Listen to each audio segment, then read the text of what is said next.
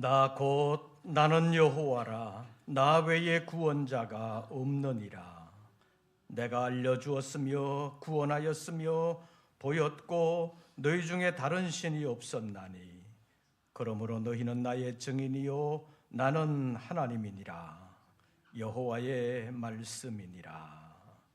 하나님은 영이시니 예배하는 자가 영과 진리로 예배할지니라.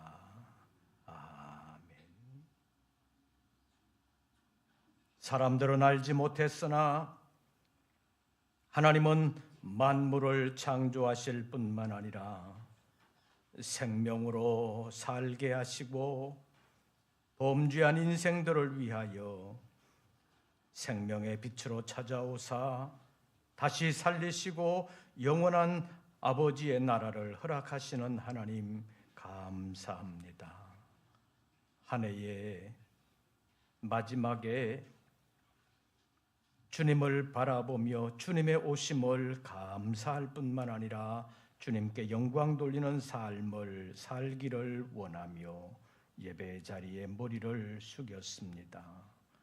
부족하고 불충하여 싸우나 용서하시고 받아주시고 새롭게 하여 주시옵소서. 이 시간 우리의 예배 가운데 찾아오셔서 우리의 기도와 찬송과 헌물을 연락하옵시고 말씀으로 찾아오사 저희의 심령을 밝혀주시고 하나님의 생명으로 새롭게 하여 주시옵소서. 예배 가운데 임재하시고 역사해 주심을 믿사오며 우리 주 예수 그리스도의 이름으로 기원하옵나이다. 이제 사도신경 세번역본으로 우리의 신앙을 함께 고백하겠습니다. 나는 전능하신 아버지 하나님 전지의 창조주를 믿습니다. 나는 그의 유일하신 아들 우리 주 예수 그리스도를 믿습니다. 그는 성령으로 잉태되어 동정녀 마리아에게서 나시고 본디오 빌라도에게 고난을 받아 십자가에 못 박혀 죽으시고 장사된 지 사흘 만에 죽은 자 가운데서 다시 살아나셨으며 하늘에 오르시어 전능하신 아버지 하나님 우편에 앉아 계시다가 거기로부터 살아있는 자와 죽은 자를 심판하러 오십니다. 나는 성령을 믿으며 거룩한 공교회와 성도의 교제와 죄를 용서받는 것과 몸의 부활과 영생을 믿습니다. 찬송가 32장을 함께 부르시겠습니다.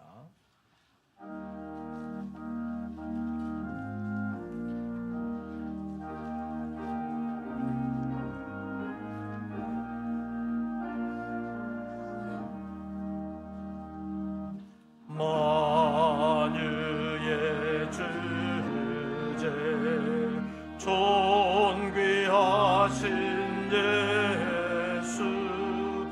사람이 되신 하나님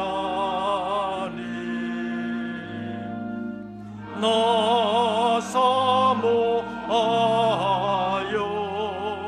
영원히 섬길 내 영광 되신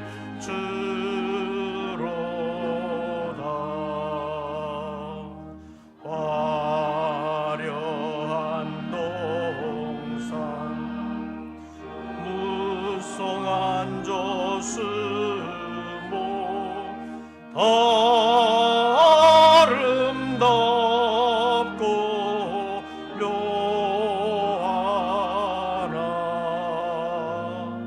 순전한 예수 아름다워 봄 같은 기쁨 주시네.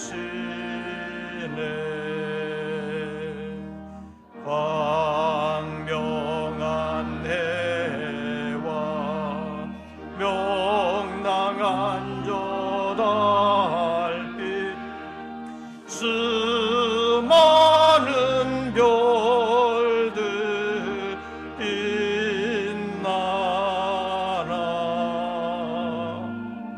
주 예수 이츠 도 찬란하여 참 비교할 수 없도다.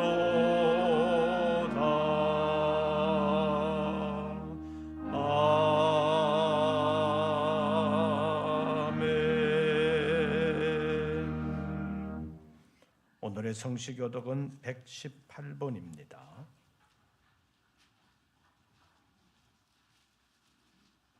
교독문제 118번 구주광님 네 번째 교독문을 함께 교독하시겠습니다. 나는 시온의 의가 빛같이 예루살렘의 구원이 횃불같이 나타나도록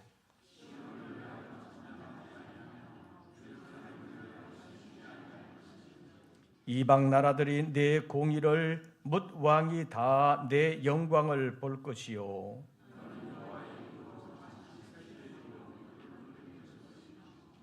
너는 또 여호와의 손에 아름다운 관 내 하나님의 손에 왕관이 될 것이라.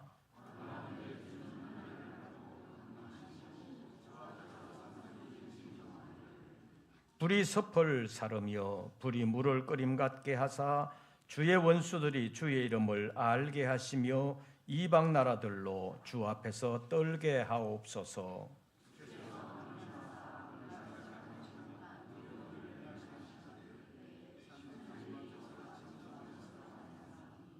주 외에는 자기를 앙망하는 자를 위하여 이런 일을 행한 신을 옛부터 들은 자도 없고 귀로 들은 자도 없고 눈으로 본 자도 없었나이다. 아멘. 이제 2부 예배를 위하여 고영호 장로님 기도하시겠습니다.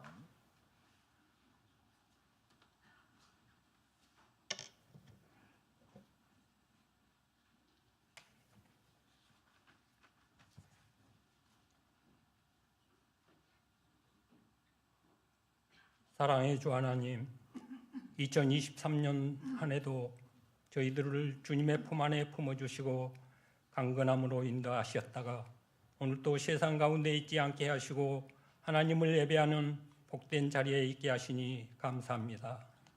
하나님 아버지, 지난 1년을 돌아보니 하나님의 자녀로 구별된 삶을 살지 못하고 보이는 현실에 마음이 약하여 세상의 유혹과 시험 가운데 살아온 저희들의 허물과 죄를 용서하여 주옵소서.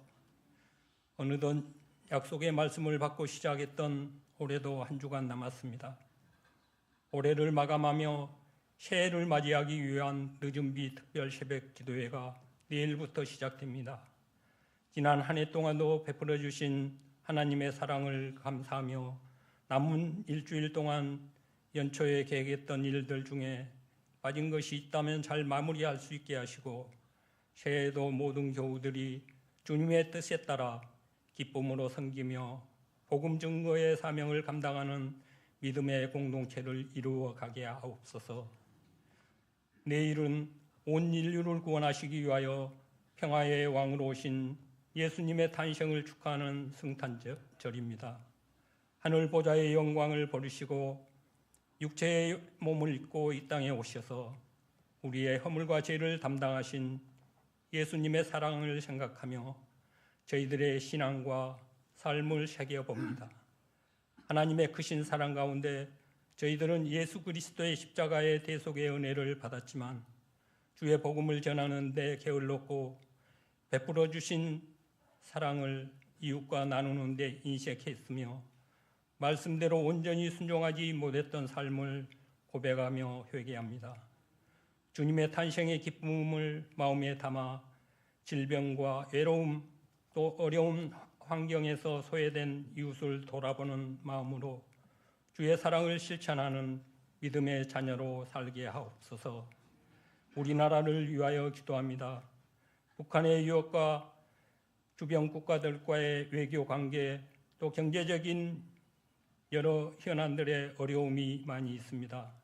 대통령을 비롯한 위정자들이 하나님을 두려워하며 국민을 사랑하는 마음으로 당쟁을 멈추고 나라의 안정과 평안을 위한 정책을 세울 수 있도록 인도하시고 사사로운 욕망과 감정에 휘둘리지 않고 국정을 수행할 수 있는 위정자들이 되게 하여 주시옵소서.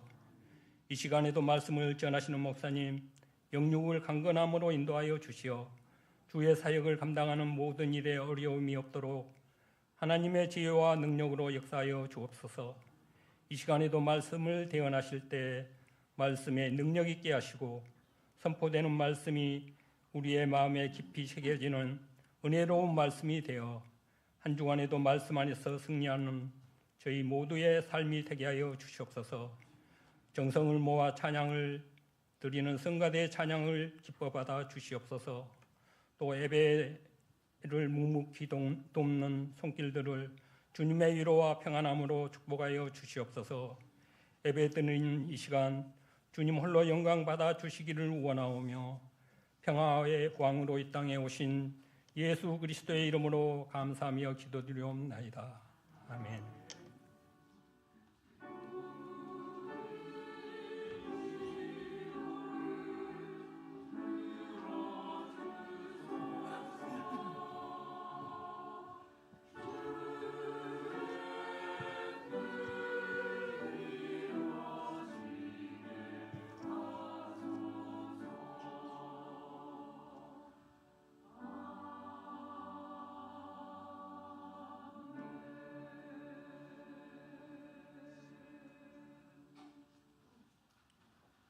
오늘 우리에게 주시는 하나님의 말씀을 찾습니다. 구약 성경 이사야 제 9장입니다. 이사야 제 9장 1절부터 7절까지의 말씀 함께 교독하시겠습니다. 이사야 제 9장 1절부터 7절까지의 말씀 함께 교독하시겠습니다. 1절 말씀을 제가 먼저 봉독합니다. 전에 고통받던 자들에게는 흑암이 없으리로다. 옛적에는 여호와께서 스불론 땅과 납달리 땅이 멸시를 당하게 하셨더니 후에는 해변길과 요단 저쪽 이방의 갈릴리를 영화롭게 하셨느니라.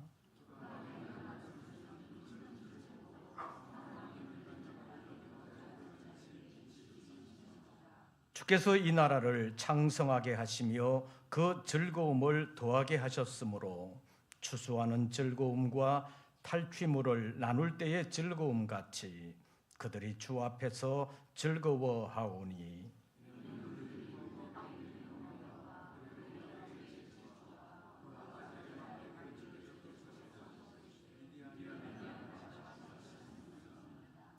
어지러이 싸우는 군인들의 신과 피 묻은 겉옷이 불의 섭같이 살라지리니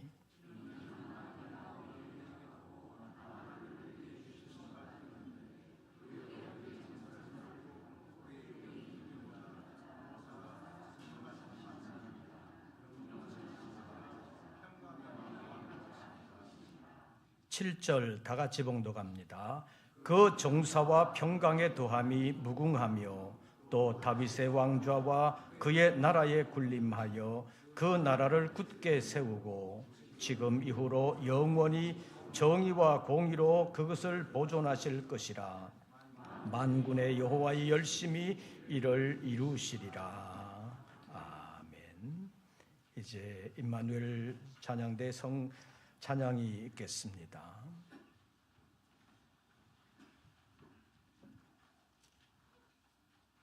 할렐루야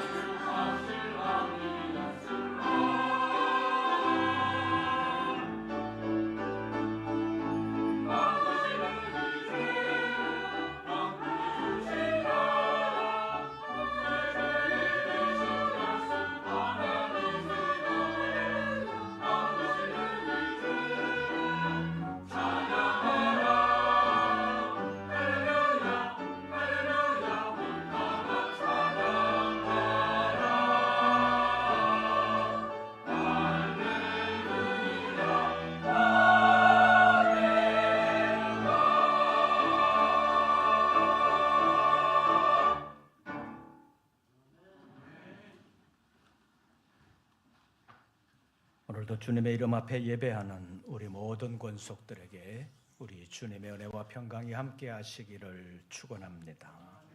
서로 인사 나누겠습니다. 반갑습니다. 눈길에 오시느라고 수고하셨습니다. 화이트 크리스마스가 되는 것 같은데 좋아요? 연세 드신 분들은 좋기는 뭐가 좋아, 미끄럽기만 하지. 눈썰기도 힘든데 그런 생각이 들 것입니다. 특별히 미끄러움 때문에 각별히 주의하시기를 바랍니다. 눈 때문에도 미끄럽고 또 염화칼슘 때문에도 미끄럽고 여러 가지 미끄러움이 많습니다. 우리의 발만 그런 것이 아니라 우리가 세상을 살아가는 동안 그리스도인으로서 실족할 수 있는 여러 가지 환경들도 많습니다.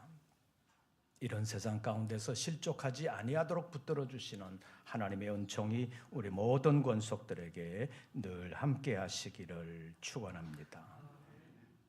우리가 2023년도 성탄절을 맞이했으니까 벌써 세계적으로 보면 지금까지 성탄절을 2000번이나 넘게 보냈습니다. 여러분들 각자도 개인적으로 보면 여러분들의 나이만큼의 성탄절을 보냈을 것입니다. 그런데 여러분들에게 성탄절은 어떤 의미가 있습니까? 지나간 성탄절은 어떠했고 또 올해는 어떠한 의미로 다가오고 있습니까? 별 의미 없는 성탄절로 그냥 보낼 수도 있습니다. 올해도 그냥 그런 성탄절을 보낼 수 있습니다. 그러나 우리는 그런 성탄절로 보내고 싶지 않습니다. 오늘 본문 1절 말씀에 보면 전에 고통받던 자들에게 무엇이 없으리로다? 흑암이 없으리로다. 고통받던 자들에게 흑암이 없어지는 날이 올 것임을 말씀하고 있습니다. 구체적으로는 스불론 땅과 납달리 땅 그리고 이방인의 땅으로 관시받던 갈릴리 땅을 하나님께서 영화롭게 하시는 은총을 베풀어 주시게 될 것을 말씀하고 있습니다. 이것을 2절에서는 뭐라고 말하고 있는지 2절 보시죠. 흑암에 행하던 백성이 무엇을 보고 큰 빛을 보고 사망의 그늘진 땅에 거주하던 자에게 무엇이 비치도다? 빛이 비치도다. 하나님의 은혜의 날이 구체적으로 이렇게 될 것임을 말씀하고 있고 3절에서는 주께서 이 나라를 창성하게 하시고 백성들에게는 즐거움을 더하게 하시는데 어떤 즐거움이냐? 농사하는 자에게는 추수하는 즐거움보다 더 나은 즐거움, 전쟁하는 군인들에게는 전쟁에 승리하고 탈취물을 나눌 때의 즐거움보다 더한 즐거움을 주실 것이라고 말씀하고 있습니다. 이것을 4절에서는 또 뭐라고 말하고 있는지 보시지요. 그들이 무겁게 맨 멍에를 내려놓게 하시는 것이요 압제자들의 채찍과 막대기를 주께서 끊어버리심으로 그들에게 진정한 빛과 평화를 주실 것을 말씀하고 있습니다. 이렇게 좋은 일들이 누구와 관련해서 주어지게 되는지 6절 말씀 보시지요. 6절 우리 다 같이 봉독합니다. 이는 한 아기가 우리에게 낳고 한 아들을 우리에게 주신 바 되었는데 그의 어깨에는 정사를 메었고 그의 이름은 기묘자라 모사라 전능하신 하나님이라 영존하시는 아버지라 평강의 왕이라 할 것임이라. 이 구절은 약속된 메시아 그리스도가 오시되 그냥 역사 속에 호련히 짱 하고 나타나는 것이 아니라 6절 시작하면서 보시죠. 누가 우리에게 낳고 한 아기가 우리에게 낳고 한 아들을 우리에게 주신 바 되었는데 메시아 그리스도가 오시되 아기로서 아들로서 오실 것임을 예언한 말씀입니다. 그래서 메시아 그리스도에 대한 예언으로 이 말씀이 이해되고 있습니다. 그런데 그 메시아 그리스도 예수께서 오시면 1절부터 5절까지 예언되어 있는 그 말씀이 이루어지게 될 것임을 말씀하고 있습니다. 2절에서 큰빛 생명의 빛으로 오실 것이 예언되어 있는데 이것을 우리가 이미 요한복음 1장에서 살펴본 것처럼 태초부터 말씀으로 계시던 하나님이 말씀이 육신이 되어 우리 가운데 찾아오신 분이 예수 그리스도신데 그 예수 그리스도에 관하여 요한복음 1장 4절은 이렇게 설명하고 있습니다. 그 안에 생명이 있었으니 이 생명은 사람들의 빛이라. 그리스도 안에 있는 생명이 사람들에게 생명의 빛이 되어 많은 사람들을 살리게 하실 것을 말씀했습니다. 그러나 요한복음 1장 9절에서 11절까지의 말씀에 보면 그는 참빛으로 생명의 빛으로 자기 백성들에게 찾아오셨지만 사람들은 그를 참빛으로 알아보지도 못했고 생명의 빛으로 영접해 드리지도 않았다고 말씀하고 있습니다. 지금까지의 인류 역사 가운데 정말 많은 사람들이 이미 오신 예수님을 메시아로 어둠을 몰아낼 참 빛으로 알아보지 못했고 사망을 정복할 생명의 빛으로 영접하지도 않았습니다. 이런 2023년의 성탄절을 보내는 오늘날도 마찬가지라고 볼 수 있습니다. 오늘날에도 많은 사람은 성탄의 진짜 주인공이신 예수 그리스도를 자신의 마음에 모시지 못하고 그냥 성탄절을 하나의 공휴일로 그냥 기념일로 자기와 상관없는 명절로 보내고 있는 사람들이 많습니다. 그러나 우리는 성탄절을 그렇게 보내고 싶지는 않습니다. 왜냐하면 요한복음 1장 12절에서 참빛으로 생명의 빛으로 오셨지만 많은 사람들이 받아들이지 않았음에도 불구하고 영접하는 자, 곧 그 이름을 믿는 자들에게는 누가 되는 권세를? 하나님의 자녀가 되는 권세를 주셨다고 말씀하고 있기 때문입니다. 그래서 큰 빛으로 오신 예수님을 나의 주님으로 모시고 살면서 내 안에 있는 어둠을 몰아내고 싶은 것이 믿음의 사람들의 소원입니다. 생명의 빛으로 오신 예수님을 나의 주님으로 모시고 살면서 주님의 생명으로 인하여 나의 생명이 새롭게 되기를 원하는 것이 우리 그리스도인들의 소원이라고 말할 수 있습니다. 이것은 개인적으로 우리의 소원일 뿐만 아니라 예수님께서 이 땅에 오신 목적이기도 합니다. 예수님은 이 목적을 이루시기 위하여 이 땅에 오셨습니다.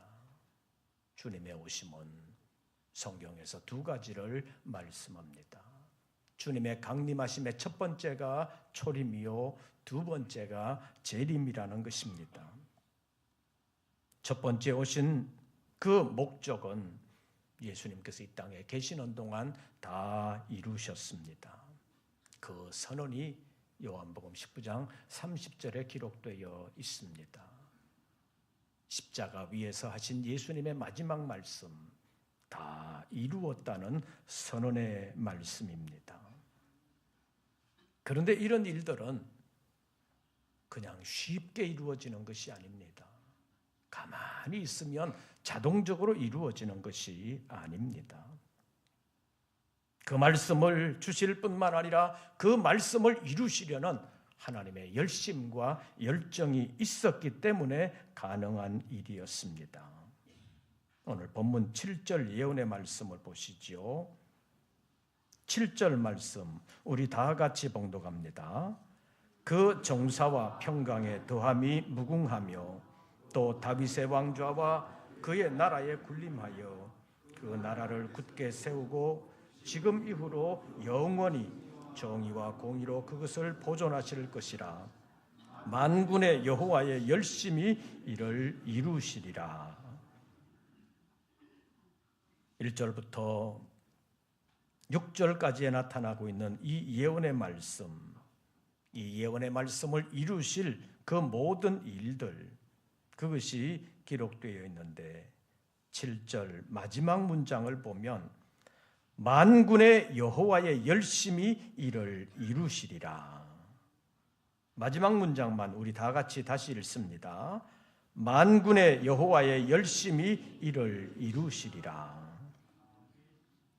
이 말씀은 앞에 있는 모든 예언의 말씀들이 그냥 이루어지는 것이 아니라, 저절로 이루어지는 것이 아니라 만군의 여호와의 무엇이 열심히 이를 이루시리라고 말씀하고 있습니다.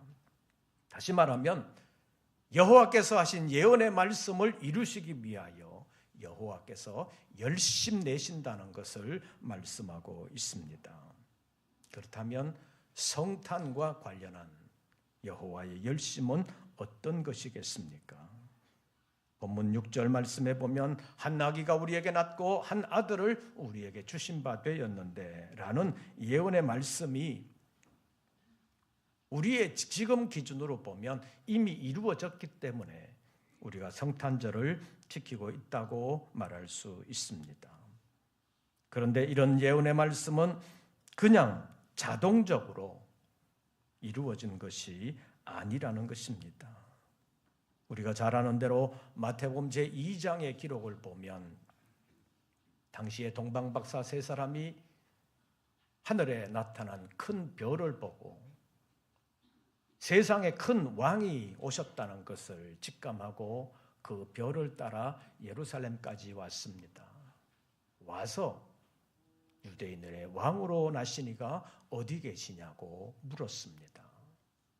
그들은 별을 보고 찾아왔지만 별이 예루살렘에 잠깐 머무는 것을 보면서 세계적인 왕으로 오신 분이 여기에 계시구나 생각하고 왕이기에 왕궁에 계시겠거니 그렇게 생각하고 왕궁으로 찾아가 사람들에게 물었습니다.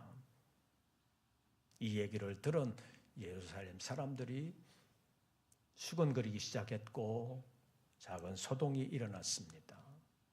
이 말이 당시 예루살렘을 통치하던 헤롯 왕의 귀에까지 들어갔습니다.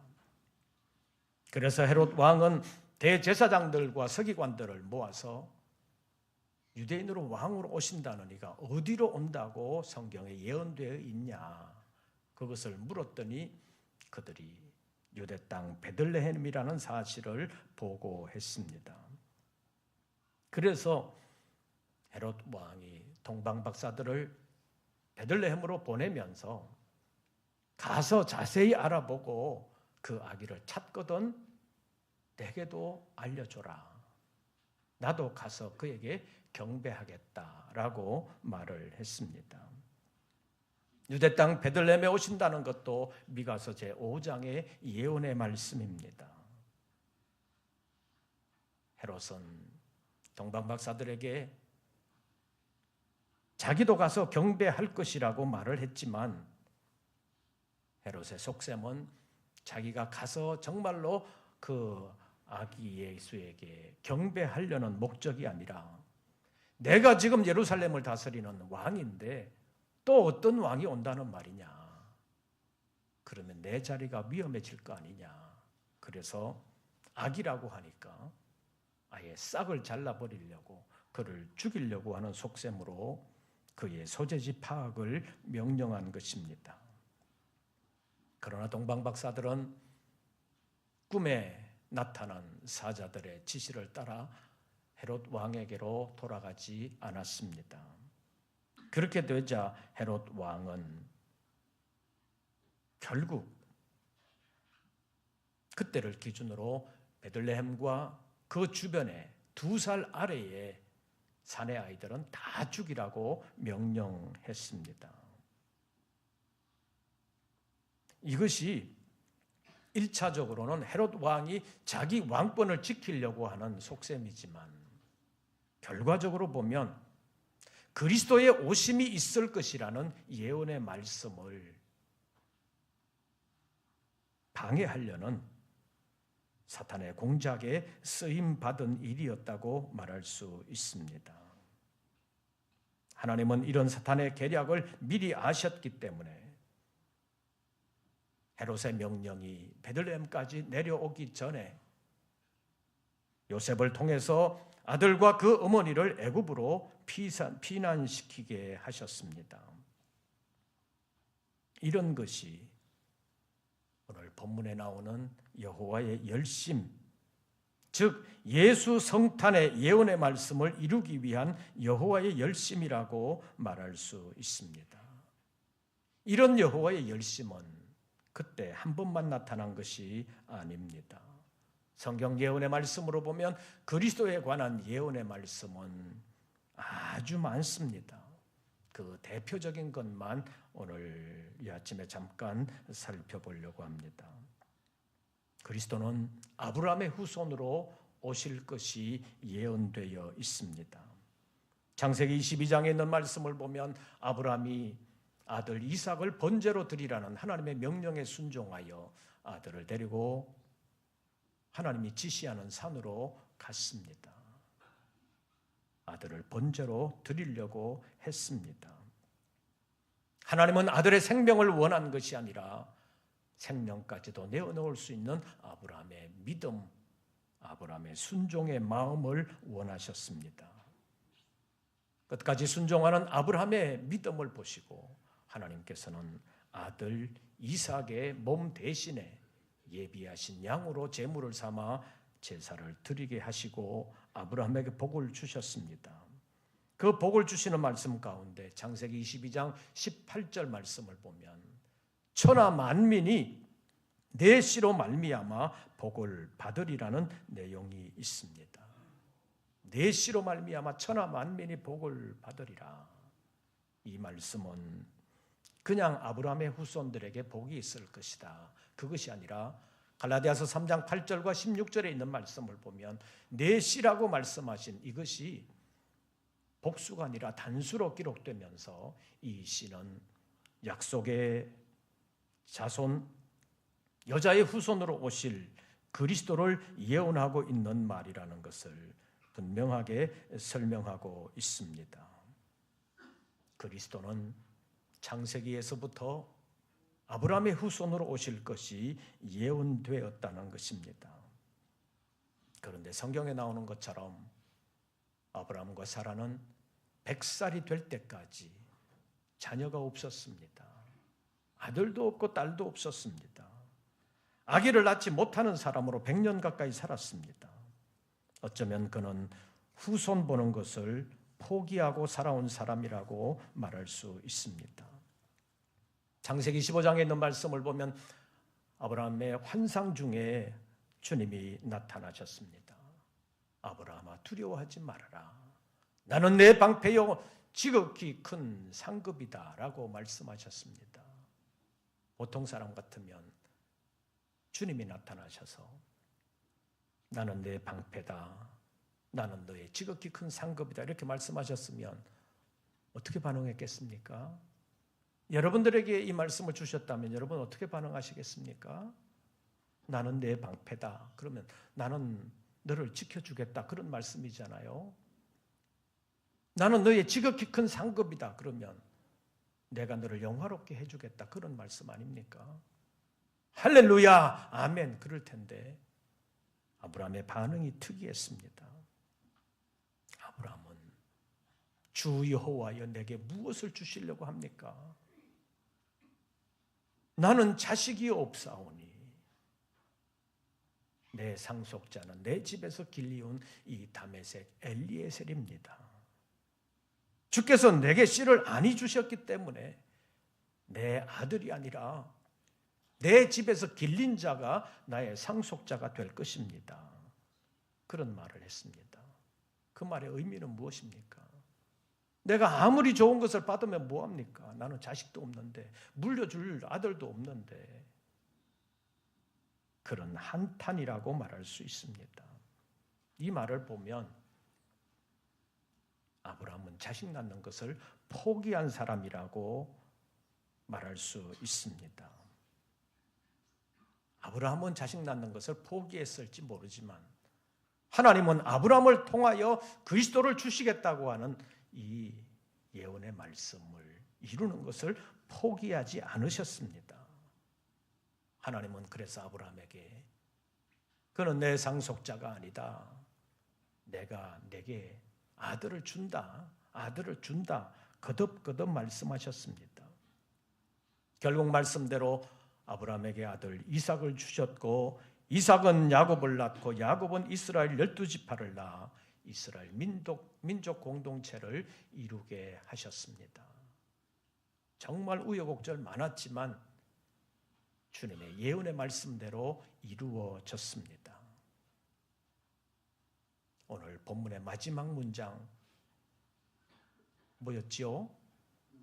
7절의 마지막 문장, 만군의 여호와의 무엇이 열심히 이를 이루시리라. 믿음의 사람이라고 하는 아브라함도 처음에는 포기했지만 하나님은 이 예언의 말씀을 포기하지 않으셨습니다. 결국 말씀대로 이루셨습니다. 야곱의 후손들, 아브라함의 후손들이 가나안 땅에 임한 기근 때문에 애굽으로 내려갔습니다. 400년의 세월이 흐르면서 요셉을 알지 못하는 새로운 왕이 애굽의 왕이 되었습니다. 애굽의 나라에서 반 이스라엘 정서가 점점 많아지기 시작했습니다. 애굽의 파라오, 애굽의 왕은 이스라엘 민족을 없애려는 정책을 만들었습니다. 애굽의 산파들에게 명령을 내렸습니다. 이스라엘 자손들에게 사내 아이가 태어나면 다 죽여라. 사내 아이가 태어나면 다 죽여라. 이스라엘 민족을 대가 끊어지도록 만들려고 한 것입니다. 애굽은 왕의 권위 있는 명령으로 애굽 산파들에게 명령했기 때문에 산파들이 그 모든 일들을 제대로 감당하면 이스라엘 자손들에게는 사내 아이는 살아남지 못하게 됐습니다. 그러나 하나님은 애굽의 산파들이 오기 전에 이스라엘 산모들로 하여금 다 출산하게 했습니다. 애굽 산파들이 사내 아이를 죽일 기회를 주지 않았다는 말씀입니다. 왜 그렇게 했겠습니까? 애굽에 살고 있는 하나님의 백성들이라고 볼 수 있는 이스라엘 자손들을 지키기 위한 하나님의 은총이라고 말할 수도 있습니다. 그러나 궁극적으로 보면 이스라엘 유다 지파의 후손으로 메시아를 보내시겠다고 하는 하나님의 예언의 말씀을 이루기 위한 여호와의 열심이었다고 말할 수 있습니다. 역사적인 시기로 보면 본문의 예언의 말씀이 있기 훨씬 전의 일이었지만 내용적으로만 본다면 본문 6절에 있는 말씀, 한 나귀가 우리에게 낳고 한 아들을 우리에게 주신 바 되었는데 라고 하는 이 예언의 말씀을 이루기 위한 여호와의 열심이었다고 말할 수도 있습니다. 시대적인 상황, 하나님의 말씀이 이루어질 것 같지 않았습니다. 누가 봐도 이루어질 것 같지 않았습니다. 그러나 만군의 여호와의 무엇이 열심히 이를 이루시리라는 이 말씀대로 하나님은 열심히 자신이 하신 말씀을 이루셨습니다. 사람들이 알든 모르든 하나님은 열심으로 그 말씀을 이루셨습니다. 또 그리스도는 다윗의 후손으로 오실 것이 예언되어 있습니다. 사무엘하 7장 12절 이하에 있는 말씀을 보면 선지자 나단을 통하여 다윗에게 약속의 말씀을 주셨습니다. 그 말씀이 메시아에 대한 예언으로 알려져 있습니다. 그런데 다윗은 여러분들이 잘 아시는 것처럼 당시의 왕 사울에게 목숨의 위협을 수없이 받았습니다.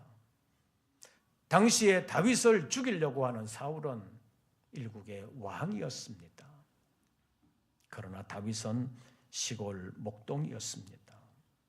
사울 왕이 자기가 가진 왕권을 가지고 왕국의 군대를 총동원해서 다윗을 죽이려고 했습니다. 누가 막을 수 있겠습니까? 아무도 막을 수 없었습니다. 사람은 아무도 다윗을 지켜줄 수 없었지만 하나님이 다윗을 지켜주셨습니다. 하나님이 다윗의 목숨을 지켜주셨다는 말씀입니다. 왜 그랬겠습니까? 다윗의 믿음과 다윗의 순종하는 마음을 하나님께서 어여삐 여기셨기 때문이기도 하지만 궁극적으로 보면 다윗의 후손으로 오실 메시아의 예언을 이루기 위한 하나님의 열심이었다고 말할 수 있습니다. 사울이 죽은 후에도 다윗은 여러 번 죽을 고비가 있었습니다. 수많은 전쟁에서 목숨의 위협이 왜 없었겠습니까? 막판에는 아들 압살롬이 권력욕에 눈이 멀어 반역을 일으키게 되면서 다윗이 쫓겨날 때 거의 죽을 뻔했습니다. 다윗은 죽을 고비를 수없이 넘긴 사람입니다. 그때마다 하나님은 다윗을 지켜주셨습니다. 그래서 사람들은 다윗은 저렇게 죽을 고비를 넘기면서도 결국 죽지 않는구나, 그것을 보면서 하나님의 특별한 보호를 받는 사람이라고 사람들도 인정했습니다. 사무엘상 25장에 있는 말씀을 보면 나발의 아내 아비가일이 다윗에 대해서 이렇게 말합니다. 사람이 일어나서 내 주를 쫓아내 주의 생명을 찾을지라도 내 주의 생명은 내 주의 하나님 여호와의 생명 싹의 속에 쌓였을 것이다, 이렇게 표현합니다. 사람들이 다윗의 생명을 해하기 위하여 다윗의 생명을 찾을지라도 하나님께서 다윗의 생명을 생명 싹의 속에 싸고 지켜주실 것이라는 말입니다. 다윗 자신도 그의 모든 전쟁을 마치고 살아남은 것을 노래하면서 사무엘하 22장에서 말하기를 여호와는 나의 반석이시요 나의 요새시요 나를 위하여 나를 건지시는 자시요 내가 피할 나의 반석이시요 나의 방패시요 나의 구원의 뿌리시요 나의 높은 망대시요 그에게 피할 나의 피난처요 나의 구원자시라. 나를 폭력에서 구원하셨도다, 이렇게 고백하고 있습니다. 이렇게 다윗을 지켜주신 것이 다윗의 믿음에 대한 하나님의 은총이라고 볼 수 있지만 궁극적으로 보면 그리스도를 다윗의 후손으로 보내시겠다고 하는 하나님의 약속의 말씀을 이루시기 위한 하나님의 열심이었다고 말할 수 있습니다. 당시 상황으로만 본다면 다윗은 죽을 수밖에 없었습니다. 그러나 하나님이 그를 지켜주셨습니다. 그것은 무엇을 말하는 것입니까? 오늘 본문 마지막 문장, 만군의 여호와의 열심이 어떻게 하시리라? 이를 이루시리라.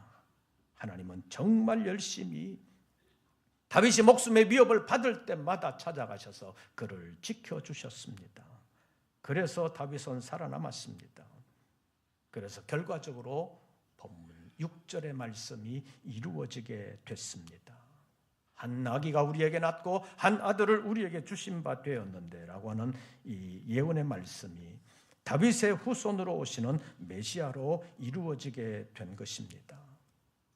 당시의 시대적인 상황, 역사적인 상황으로만 본다면 주님의 예언의 말씀은 이루어질 수가 없었습니다.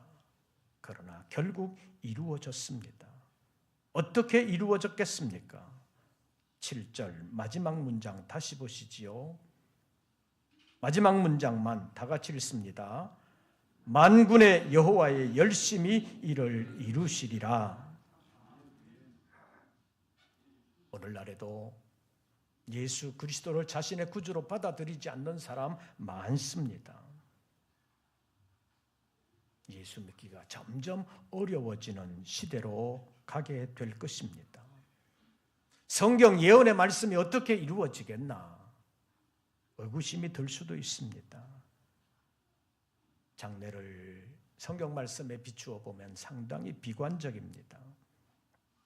개인적으로도 직장 생활하면서 사회생활하면서 예수 믿기가 점점 어려워지는 시대로 가고 있습니다. 이런 시대를 살아가면서 2023년에 성탄절을 맞이하고 있습니다. 앞으로의 세상은 또 어떻게 되겠습니까? 성경의 말씀이 전혀 이루어지지 않는 방향으로 전개되는 것 같아도 너무 낙심하지 마십시오. 사람이 어떻게 할 수도 없고 안 되는 것 같지만 결국 어떻게 되는지 오늘 본문의 마지막 문장 다시 보시지요. 마지막 문장만 우리 다 같이 읽습니다.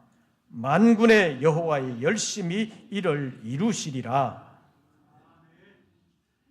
이루어질 것 같지 않아도 결국에는 이루어지게 된다는 말씀입니다. 시간 관계상 오늘은 여기까지만 살펴보고 주님의 오심 가운데 재림에 관한 여호와의 열심은 오후 때에 살펴보려고 합니다. 하나님은 말씀하시고 이루시는 하나님이십니다. 에스겔서 17장 24절 말씀, 나 여호와는 말하고 이루느니라. 내가 말하였으니 내가 이루리라. 이것이 성경의 말씀입니다. 본문 마지막 말씀 다시 보시죠. 마지막 문장만 우리 다 같이 읽습니다. 만군의 여호와의 열심히 이를 이루시리라. 예언의 말씀대로 이루셨기 때문에 오늘의 성탄절이 있다고 말할 수 있습니다. 재림에 관한 예언의 말씀도 이루어질 것 같지 않지만 인간적인 관점에서는 이루어질 수도 없는 일이지만 하나님의 말씀대로 이루어지게 될 줄로 믿습니다. 마지막 문장 다시 한 번 더 봉독하고 기도하겠습니다. 만군의 여호와의 열심히 이를 이루시리라. 한 번 더. 만군의 여호와의 열심히 이를 이루시리라. 아멘. 기도하겠습니다. 여러 가지 의미의 어두움이 이 땅에 드리워져 있습니다. 우리나라뿐만 아니라 세계의 전쟁의 어두움, 경제적 가난의 어두움, 군중 속의 고독처럼 많은 사람들의 마음 속에 어두움의 그림자가 드리워져 있습니다. 하나님, 참빛으로 생명의 빛으로 오신 예수 그리스도를 자신의 구주로 받아들이지 못하는 사람 많습니다. 그러나 우리가 받아들이기를 원합니다. 우리 안의 어둠을 몰아내고 이 땅의 어둠을 몰아내시는 주님을 우리의 주님으로 모시기를 원합니다. 도와주시옵소서.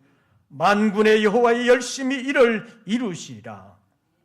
이 말씀대로 이루시고 마침내 다시 오셔서 말씀대로 다 이루실 줄로 믿습니다. 그날 오시는 주님을 기쁨으로 영접하며 영광으로 하나님께 영광을 돌리며 우리를 위하여 예비해 두시는 그 영원한 나라, 정의와 공의로 다스리는 그 나라가 이루어져 그 나라를 영원한 유업으로 받는 우리 모든 권속들, 그리고 이 땅에 참 평화가 이루어지게 하여 주시옵소서. 예수님의 이름으로 기도하옵나이다. 아멘. 찬송가 105장을 부르시면서 준비하신 예물 드리겠습니다.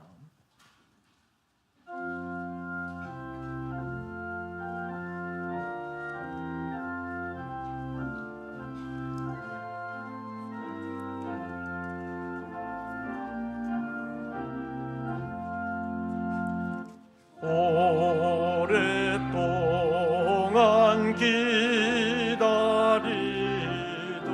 주님 강림하시니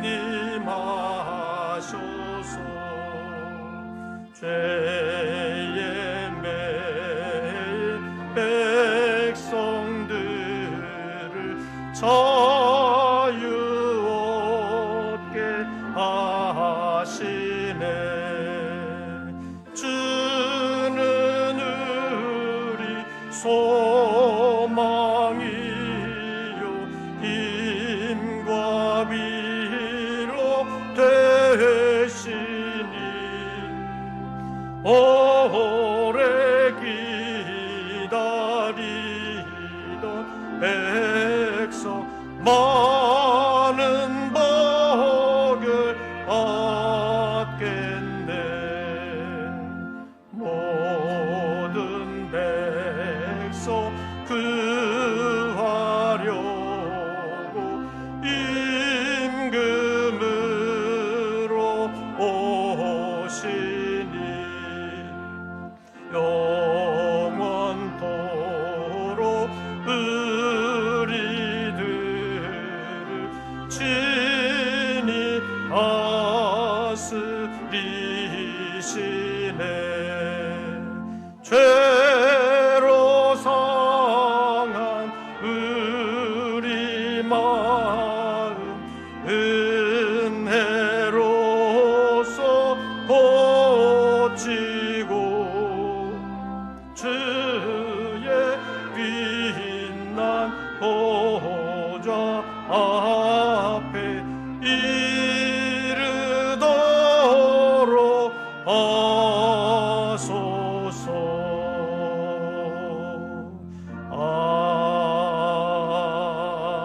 아멘. 기도드리겠습니다.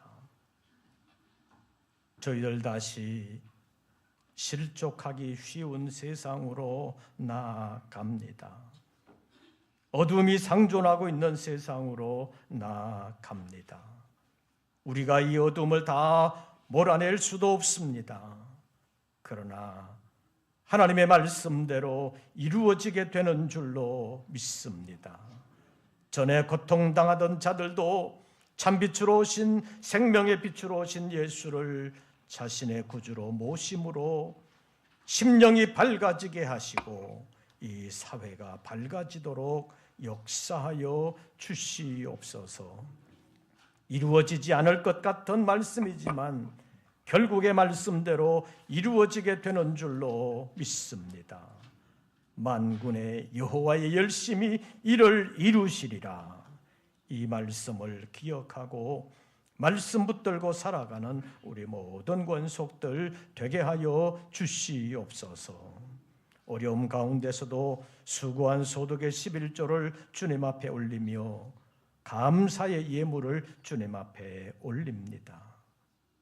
우리의 삶이 본질적으로 어렵지만 하나님의 나라를 유업으로 주실 주님의 은혜를 생각하며 소망 가운데 믿음으로 승리하기를 원하는 우리 모든 권속들을 하나님 지켜 주시옵소서. 우리가 세계 경제를 어떻게 할 수 없지만 주님 다시 오시는 그날까지, 주님의 나라가 이루어지는 그날까지 우리 모든 성도들을 늘 지켜 주시옵소서. 어려움 가운데서도 낙심하거나 좌절하지 아니하고 믿음의 담력을 가지고 세상과 싸워 이기는 십자가의 용사들 되게 하여 주시옵소서. 다시 세상으로 나아갑니다. 한 주간을 살아가는 동안 주신 말씀이 필요에 따라 생각나게 하시고 말씀이 지혜가 되고 능력이 되어 세상을 이기는 우리 모든 권속들 되게 하여 주시옵소서. 이제는 우리 구주 예수 그리스도의 은혜와 아버지 하나님의 크신 사랑과 성령님의 교통하심이 다시 오실 주님을 바라보며 믿음으로 끝까지 말씀과 함께 승리하기를 소원하는 우리 모든 권속들 위에 이제부터 영원토록 함께 하시기를 축원하옵나이다. 아멘.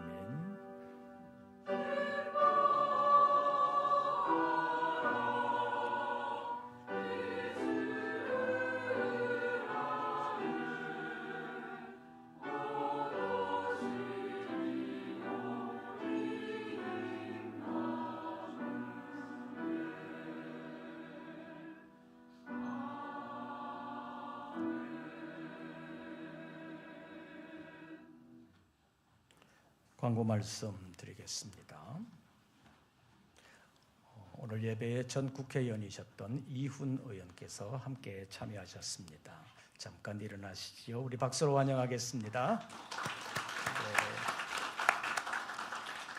광고 말씀드립니다. 각 구역장과 기관장님들께서는 내년도 옛날법으로 말하면 서리집사 후보, 이제 이름이 바뀌어서 서리집사라고 하지 않고 그냥 집사라고 합니다.